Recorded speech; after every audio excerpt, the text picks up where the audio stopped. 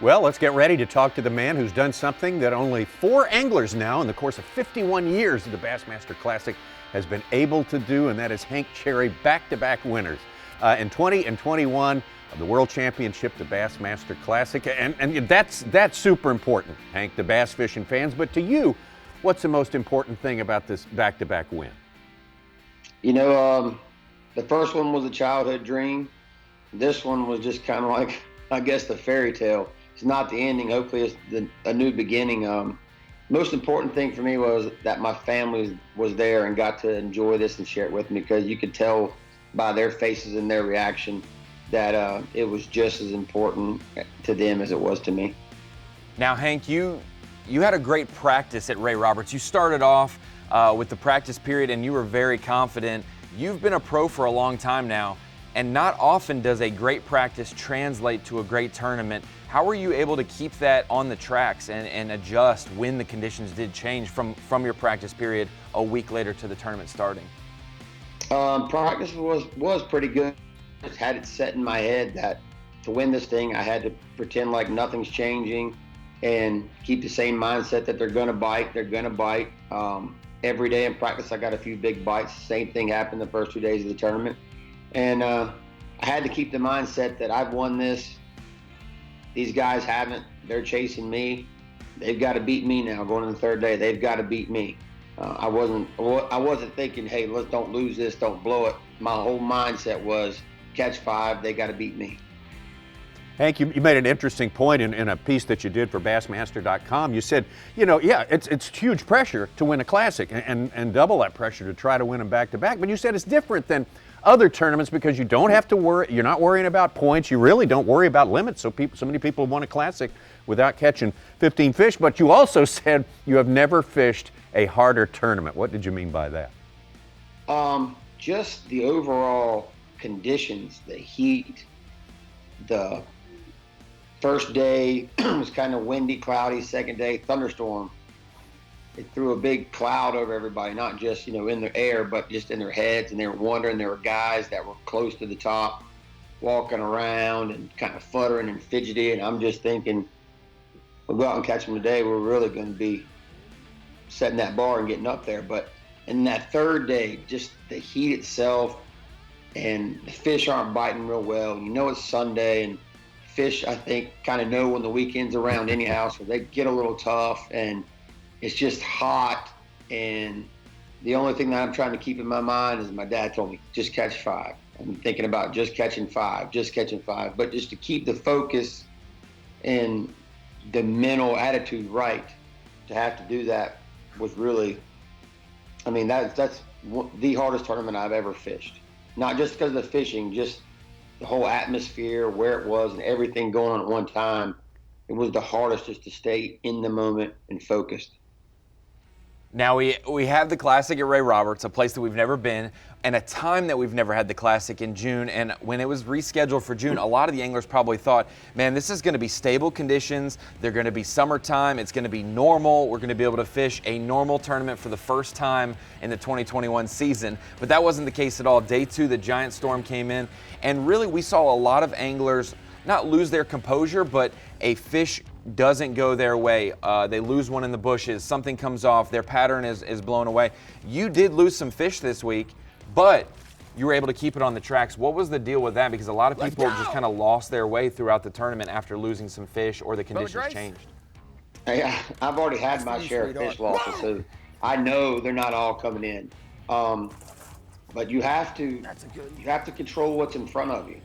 That was the first thing, my first lesson I had to learn in my progression to where I'm at now was you can only control what you can control. You can't control Mother Nature. You can't control whether the fish bite or they come off or they jump or the line breaks, none of that. You just control what you can control, try to keep chugging ahead. And, it's just, I have overwhelming confidence, and I've said it before, that I was put on this earth to catch fish. I have faith in that. I have faith in my family, everything around me. I try to keep myself in a good place. And I think, like I told Matt Airy, losing those fish, you can let it kill you, or you can set the fire. And for me, it set the fire and made it burn brighter. And I think the lessons you learn from those times build your character and pushes you further in the sport. Hank, we get to the final day, the third day of the Classic, and it's you forgive us for thinking, boy, this looks a whole lot like last year. You're fishing, riprap, and you got your jerkbait and everything going there. You're not too far from the launch, but and you had the same lead to start the last day. But there were some big differences. What did you learn from winning the 2020 on Guntersville that you could apply to Ray Roberts this time around? Well, in 2020, that last day, I was kind of dead set in the area I was fishing, but I knew eventually I was going to get the bites. It took longer than I wanted, but I went through long spans. So I had told myself that morning at the ramp, I was like, look, it's already 86 degrees or whatever it was at 6 o'clock when we're taking off. And I was just thinking, look, you don't have to have a lot of bites. It doesn't matter if we catch them in the first 5 minutes, last 5 minutes. We just got to get 5. Look, and I know this, I've done it long enough, when the boats stay around you on the final day, and then they keep coming on the final day, you're doing something right. It's hard to block that out, but then again, you appreciate that so much as an angler because that's part of the dream you had, was the fans being behind you and seeing the big flotilla following you around and Robbie Floyd behind you just yap, yap, yap, yap, yap. So all that's going on. But my whole focus that final day, like I said, was they have to beat me. That just kept going through my head. Even when I only had one fish, they still got to beat me. Everyone thinks that when they win the Classic, that last fish, number 5 on the final day, is going to be their big one, and it's a crowning moment. For you, it was basically a 2-pound fish, which ended up giving you a 1 3/4 win. How important did you realize that number 5 on the final day, it's 104 degrees out there and you landed a simple 2-pounder. Did you realize or feel that that was going to be the most important 2-pounder of the week? Just the fact that an hour before that, I made the decision in my head to break out the lighter tackle, go to a lighter bait, a smaller bait, that catch 2 real fast, having the confidence in that starting spot to go over there. I knew in my heart, something kept telling me, just go. There's one more bite there. There's got to be, because I milked that little 20-yard section for all there was. And when I got that fish, you probably see on video, I kissed it because I kind of in my heart, I knew I had done my job and what was going to happen was going to happen. That was out of my control, but I knew I had done my job. And that's why that fish was so important, because I knew that 5th one, no matter if it was a 2-pounder or a 6-pounder, it put me where I needed to be, and it at least gave me a good chance. Hey, we talk about, being on a diet of 6 or 7 keepers a day. A lot of people find that hard to deal with. I'm sure a lot of anglers kind of maybe take themselves out of the game a little bit, because you could be at noon on any given day and only have 2 fish and still be on schedule. You kind of have to rewire your brain, don't you, to not let that upset you, not let that, leak into your concentration. Yeah, and with me, the first 2 days, if you look at it, I just started out real fast with 2 big ones, boom, boom. But that was kind of my game plan. And once I figured out that a couple other anglers had found the little niche places that I was fishing, I knew I was going to have to adjust. But I also knew the first 2 days that if I had to, with the wind conditions and the cloud covers, I knew the dam would hold fish. Now, the first day when I went out there, I just caught the one, and I really didn't catch it the way I planned on catching it. It did come up chasing bait and stayed on top of the water forever. And I finally got it to bite. And then the second day, I caught 3 or 4 or 5 out there to really fill my limit. But overall, if you look at it,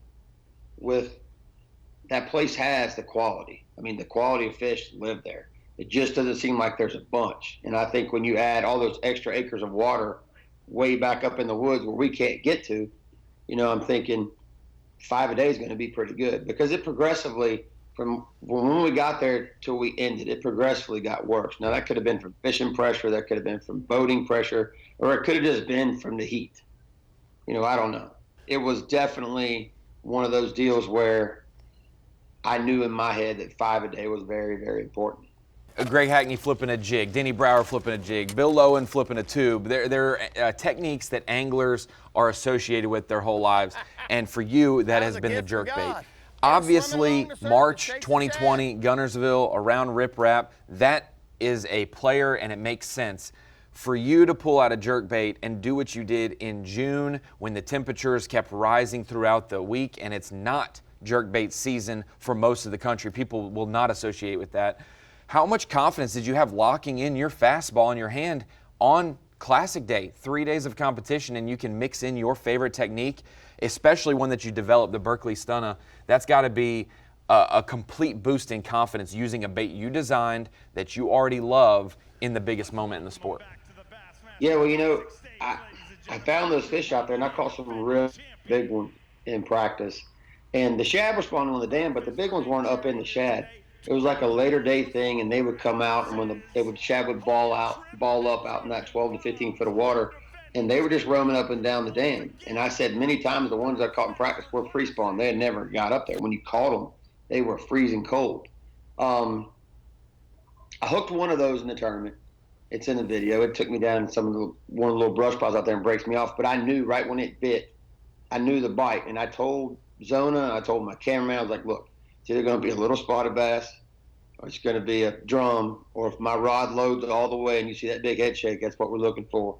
And when that happened and that fish broke off, it really made me mad. But at the same time, it gave me, okay, they're still out here. And, then some 3-pounders and that one 4-pounder showed up. So it all played, but being able to throw that bait that I designed with Berkeley, man, it felt good to catch them on something you had a part in. It just really did. But on the other hand, I have to say this now because it's been brought to my attention. I've only flipped bushes now twice in Elite Series events. One time I think I finished 4th, and this time I won. So maybe I need to start flipping a little more. I don't know, but I enjoyed it. The jerkbait thing is something I'm very passionate about. And like I said, to be able to bring that to fruition with Dan Spangler from Berkeley, and we basically drew that thing up over Zoom calls and videos and text messages, and I'm really proud of it. Hank, people look at your career and 2 and some might say almost 3 classics won.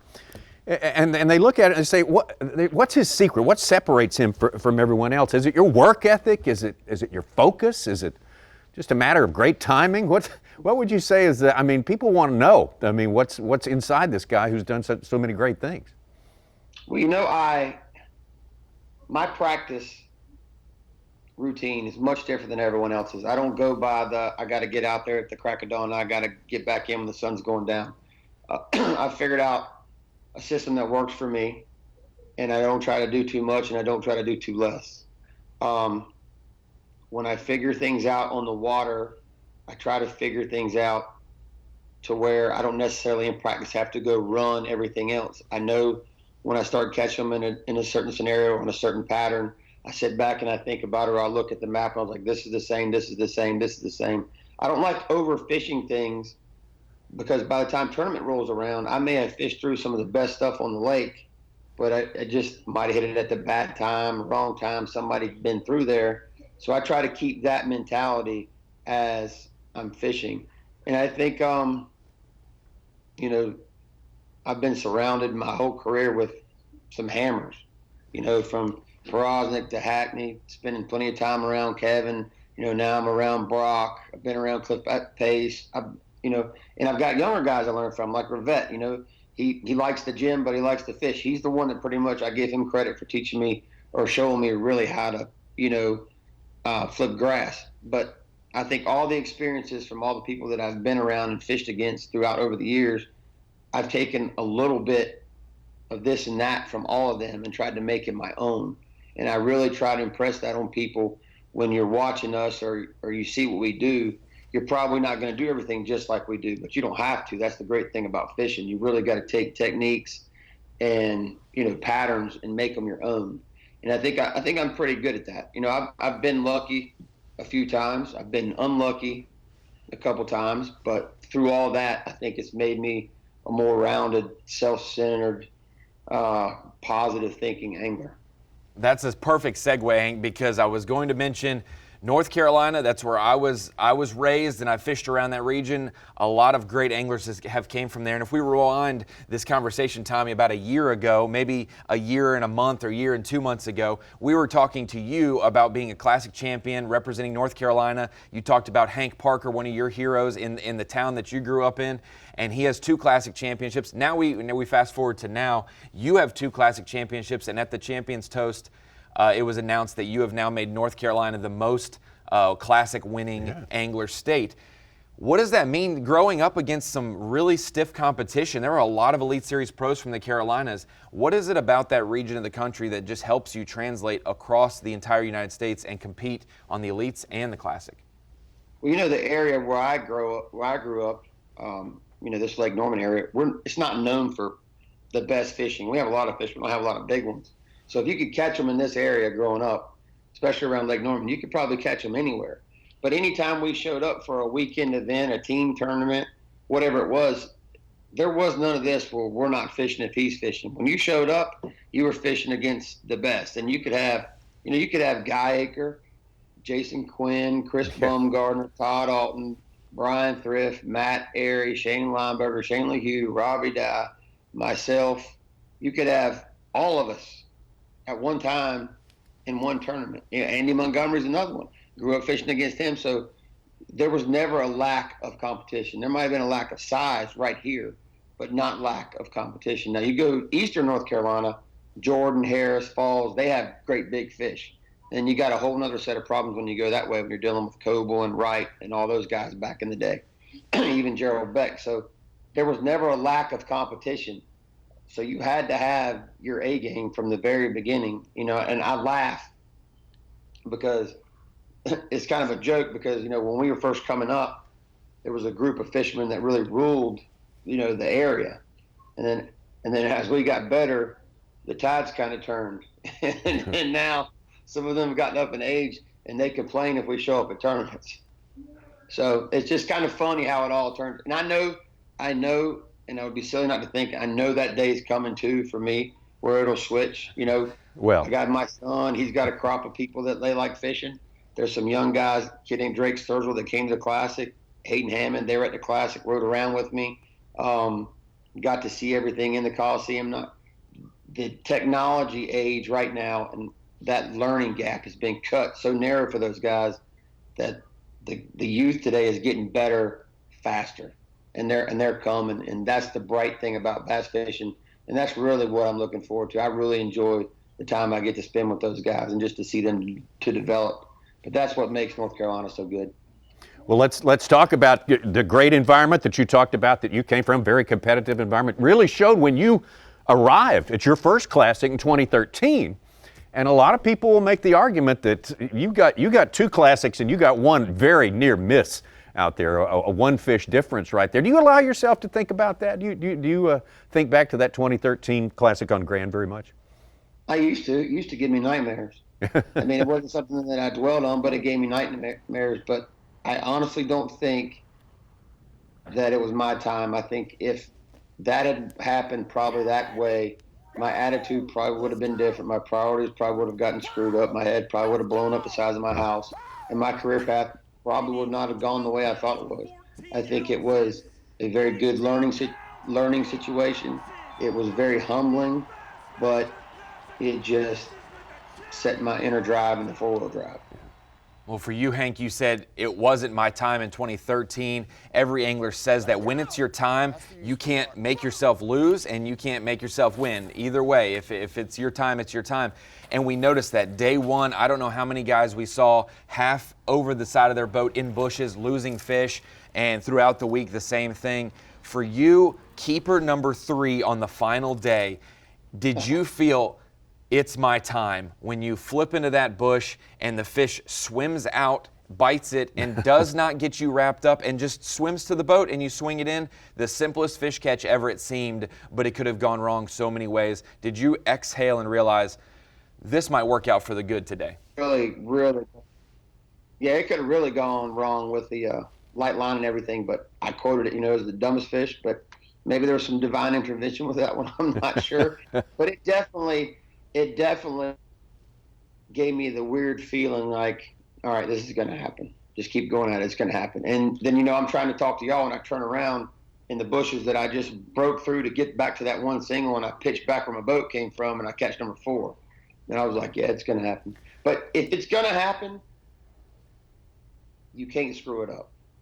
You said I remember looking at the footage, we might have cut to a replay or whatnot, but after that 4th fish, you actually got broken up. You got a little bit emotional, had to catch your breath there for a moment, and the job wasn't done yet, but you did physically show the signs of, I can't make this go wrong today. It seemingly is working out the way I want it to. And that has to be an awesome feeling as an angler, but then you've got to push that away and refocus for the last 2 hours of the day. Yeah, I mean, I had that moment where it was kind of like in my head, I was like, God, this is unreal. I can't believe that just happened. And it just happened twice.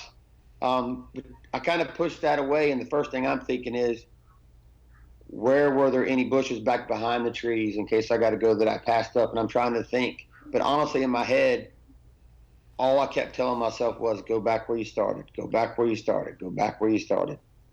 So that's what I did, and it worked. Hank, you said before the final day, you said something like, if I don't win, I'm not going to cry. I'll just hand the trophy to the new winner and see what he does with it. So you got to hand it to yourself, figuratively speaking. What are you going to do with it this time around? Oh, man. We're going to celebrate more this time. Like I said, the first time was more shock. Like, wow, this happened. It's like I told Jacqueline, I caught this carrot I've been chasing. What am I supposed to do? Ronnie knows I had conversations with him in the off season. And now this second time, it's been more, I guess I'm going to use the term glorious, because it just has. But we haven't had time as a family to really just sit down and enjoy it. And we're going to do that this week. And then, I'm just going to keep fishing and doing what I do. Yesterday, I had to go talk to some students at a middle school. Some had problems with the remote learning, which was tough on everybody. And, that's probably the part that I'm looking for the most, is once I'm done with the traveling this year, I'm going to get home with the woods to water, and I get to do my kids' stuff and my programs, and really going to take some time with the high school kids and college kids that want to do this for a living. I'm like, you want to fish? So I'm not going to teach you about casting and techniques. I'm going to teach you about, you got to make a budget. You got to learn what gas stations are. You got to learn that there's more to this than just going out there and catching fish. Hank, last thing, obviously, you're very serious, you're very quiet. A lot of people maybe don't think that you're as approachable as other people who are maybe cracking jokes all the time, but for you, you have a deep sense of care, not only for the future of the sport like you mentioned, but also your fellow anglers. For you to already punch your ticket to the Classic next year and to be in a good standing in points to probably most likely double qualify for the Classic as well and punch one more spot for your fellow elite pros. How much pride does that give you? You did that last year. You caught up at the end of the year and double punched your ticket to the Classic and allowed another angler to make it. For you to do that again this year, is that something you feel like you owe the rest of the Elite Series, that, hey, I did my job in the Classic, but I'm going to do my job some more and allow one more of you guys to have the shot to make your dreams come true as well?